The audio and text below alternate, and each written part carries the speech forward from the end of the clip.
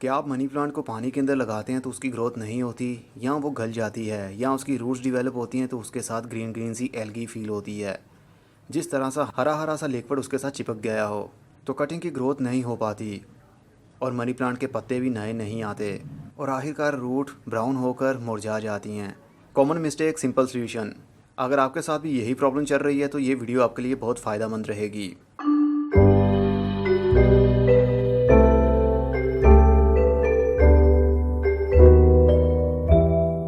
अस्सलाम वालेकुम मेरे दोस्तों, सज्जनों और बेलियों। मैं हूं इजहार अहमद और वेलकम करता हूं आपको किचन गार्डनिंग चैनल पर।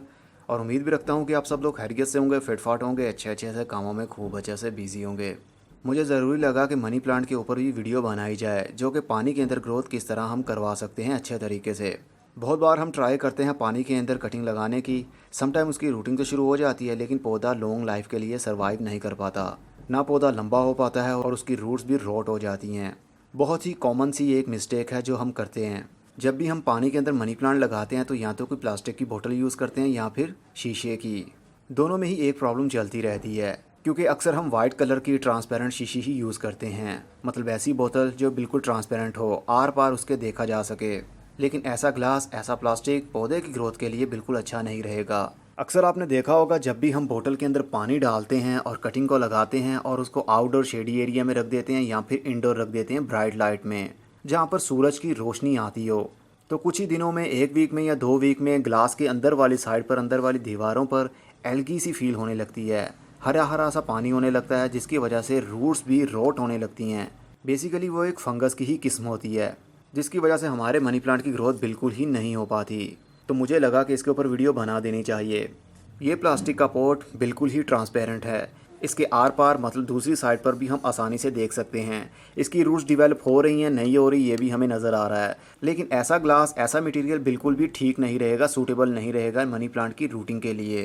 क्योंकि जब सूरज की रोशनी इसके ऊपर पड़ेगी तो अंदर वाली साइड पर एल्गी सी उगने लगेगी, हरा हरा सा पानी होने लगेगा, जिसकी वजह से कटिंग कामयाब नहीं हो पाएगी। तो उसके लिए बहुत ही आसान सा हल ये है कि कोई भी बोतल लीजिए, चाहे वो प्लास्टिक की हो या फिर कांच की हो। उसके ऊपर कोई सा भी आप पेंट कर सकते हैं, या कोई ऐसी चीज़ लगा सकते हैं, या कोई टेपिंग कर सकते हैं जिससे ट्रांसपेरेंट शीशा हिडन हो जाए और सूरज की रोशनी इसके अंदर वाली साइड पर जा ही ना पाए। तो मैंने एक शीशे की बोतल ली और उसके ऊपर टेप की, काले रंग की टेप, जो इलेक्ट्रिक टेप होती है, जो तारों के ऊपर टेपिंग करने में इसको यूज़ किया जाता है। इसमें काफ़ी कलर आते हैं, ब्लैक भी है, वाइट भी है, रेड भी होता है इसमें, और भी काफ़ी कलर होते होंगे। तो आप कोई सा भी कलर चूज़ कर सकते हैं जो आपको अच्छा लगता है। मुझे काले रंग का अच्छा लगा तो मैंने काले रंग की टेप इसके ऊपर कर दी, और उसके ऊपर इसकी अच्छी लुक देने के लिए डेकोरेटिव टेप का एक रोल कर दिया मैंने।